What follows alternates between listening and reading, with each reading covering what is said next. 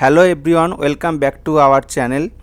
আমরা চলে এসেছি ডব্লিউবিএসএসসির গ্রুপ সি, গ্রুপ ডি এবং আপার প্রাইমারি টেটের জন্য গুরুত্বপূর্ণ কিছু প্রশ্ন নিয়ে। বেশি দেরি না করে চলো শুরু করে দিই আজকের গুরুত্বপূর্ণ প্রশ্নগুলি। দেখো, প্রথমটা দেখো কি বলেছে, যে পশ্চিমবঙ্গের রাজ্য ফুলের নাম কি? পশ্চিমবঙ্গের রাজ্য ফুল কি? পশ্চিমবঙ্গের রাজ্য ফুল হলো শিউলি ফুল। কী ফুল? পশ্চিমবঙ্গের রাজ্য ফুল হলো শিউলি ফুল। ওকে,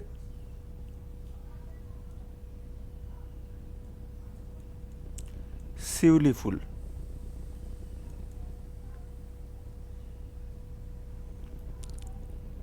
চলো পরেরটা। অমৃতবাজার পত্রিকা কে প্রতিষ্ঠা করেন? অমৃতবাজার পত্রিকা কে প্রতিষ্ঠা করেন? কি উত্তর হবে? উত্তর হবে শিশির কুমার ঘোষ। শিশির কুমার ঘোষ। সালটা মনে রাখবে, 1868। এবং অমৃতবাজার পত্রিকা হচ্ছে প্রথম দ্বিভাষী পত্রিকা। ভার্নাকুলার প্রেস অ্যাক্ট যেটা পাবলিশড হয়েছিল 1878, সেই সময়ের পরিপ্রেক্ষিতে অমৃতবাজার পত্রিকা দুটো ভাষাই হয়। এটা হচ্ছে ভার্নাকুলার প্রেস অ্যাক্ট।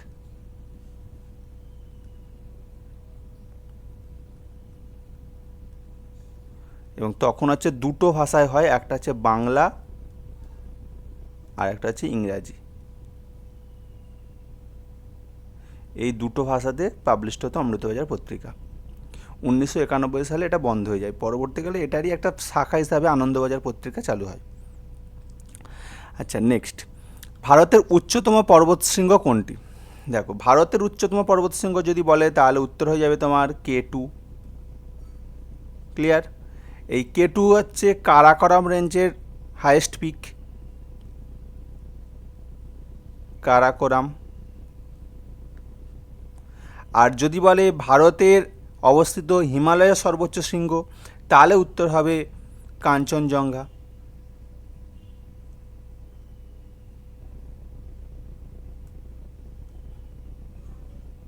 যদি বলে এটা কি হবে, এটা হচ্ছে হিমালয়ের সর্বোচ্চ শৃঙ্গ, হিমালয়ের শৃঙ্গ।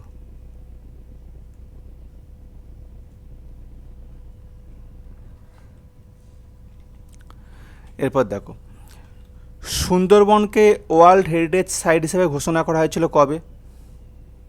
সুন্দরবনকে ওয়ার্ল্ড হেরিটেজ সাইট হিসাবে ঘোষণা করা হচ্ছে কবে? আচ্ছা, সালটা দেখে নিই আমরা। সালটা হচ্ছে 1987। 1987। কারা ঘোষণা করেছে? ইউনেস্কো। ইউনেস্কো ঘোষণা করেছে ওয়ার্ল্ড হেরিটেজ সাইট হিসাবে। আচ্ছা, পরেরটা। ভারতের প্রথম মহিলা মুখ্যমন্ত্রী কে ছিলেন? ভারতের প্রথম মহিলা মুখ্যমন্ত্রী কে ছিলেন? সুচেতা কৃপালনী। সুচেতা কৃপালনী প্রথম মহিলা মুখ্যমন্ত্রী। চলো নেক্সট। পরেরটা তো খুব ইজি প্রশ্ন, সবাই জানো। কোন গ্রহকে লাল গ্রহ বলা হয়? মঙ্গল গ্রহকে লাল গ্রহ বলা হয়। সব থেকে যদি বলে লাল গ্রহ হলো, এবার যদি বলে নীল গ্রহ কাকে বলে? পৃথিবী। যদি বলে সবুজ গ্রহ, ইউরেনাস। ইউরেনাস। ওকে,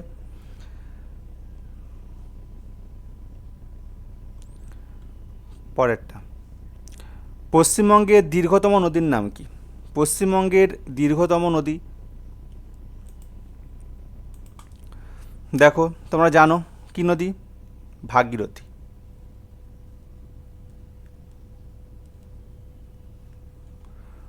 ওকে, আচ্ছা, এবার যদি বলে তোমার উত্তরবঙ্গের দীর্ঘতম নদী, উত্তরবঙ্গের দীর্ঘতম, অথবা বলতে পারে প্রধান নদী, তাহলে হবে তিস্তা। তিস্তা। পরেরটা, পলাশির যুদ্ধ কত সালে হয়েছিল? পলাশির যুদ্ধ কত সালে হয়েছিল? কত সালে হয়েছিল পলাশির যুদ্ধ? না, পলাশির যুদ্ধ হয়েছিল 1757। একদিকে কে ছিল? রবার্ট ক্লাইভ, ইংরেজদের সেই সময় governor Robert Clive versus Sirajuddaulah.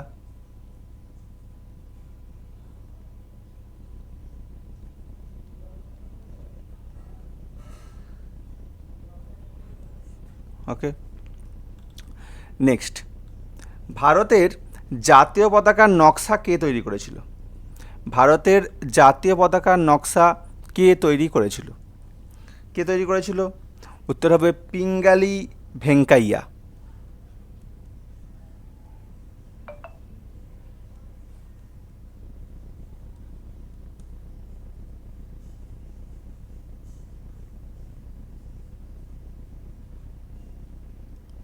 Pingali Venkaiah.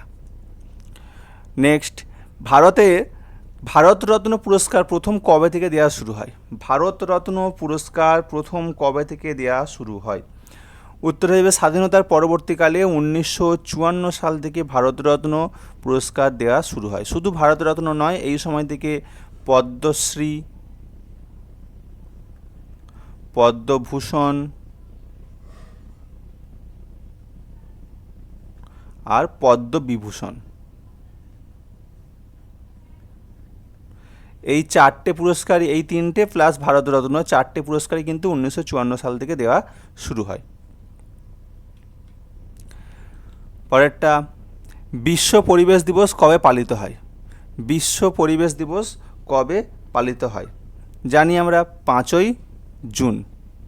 বিশ্ব পরিবেশ দিবস পালিত হচ্ছে কবে? 5ই জুন। ওকে,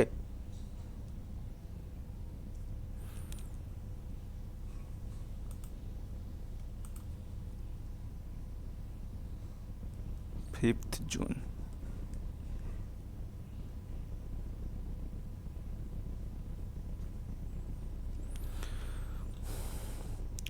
সৌরজগতের বৃহত্তম গ্রহ কোনটি? সৌরজগতের বৃহত্তম গ্রহ কোনটি? আমরা জানি এটা সবাই ছোটবেলা থেকে পড়ে এসেছি, বৃহস্পতি। আচ্ছা, বৃহস্পতির একটা উপগ্রহের নাম গ্যানিমেড।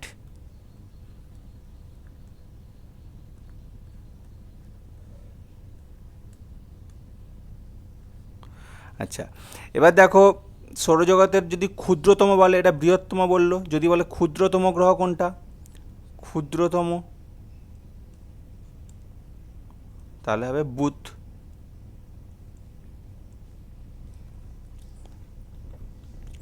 পরেরটা, পশ্চিমবঙ্গের প্রতিবেশী রাজ্য কয়টি রয়েছে? পশ্চিমবঙ্গে মোট প্রতিবেশী রাজ্য সংখ্যা কয়টি? ওকে, খুব ইম্পর্টেন্ট প্রশ্ন। পশ্চিমবঙ্গের মোট প্রতিবেশী রাজ্য, এটা হচ্ছে 5টি। কী কী রয়েছে সেটা জানতে হবে। প্রথম হচ্ছে ওড়িশা, তারপর ঝাড়খণ্ড, তারপর বিহার,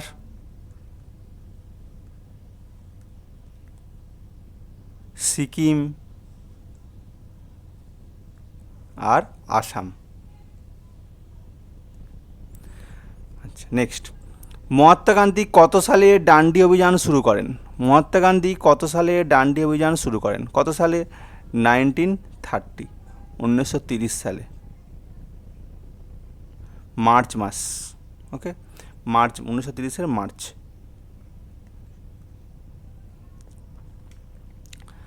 নেক্সট, ভারতের সংবিধানের কোন ধারা অনুযায়ী অস্পৃশ্যতা বিলুপ্ত করা হয়েছে? ভারতীয় সংবিধানের কোন ধারা অনুযায়ী অস্পৃশ্যতা বিলুপ্ত করা হয়েছে? কোন ধারা অনুযায়ী? আর্টিকেল 17 নম্বর ধারা অনুযায়ী অস্পৃশ্যতা বিলুপ্ত করা হয়েছে। ওকে, প্রশ্নগুলো কেমন লাগলো জানাবে তোমরা। পরবর্তীকালে আমরা আবার অন্য ক্লাসে বিভিন্ন প্রশ্ন নিয়ে এইভাবে আলোচনা করব।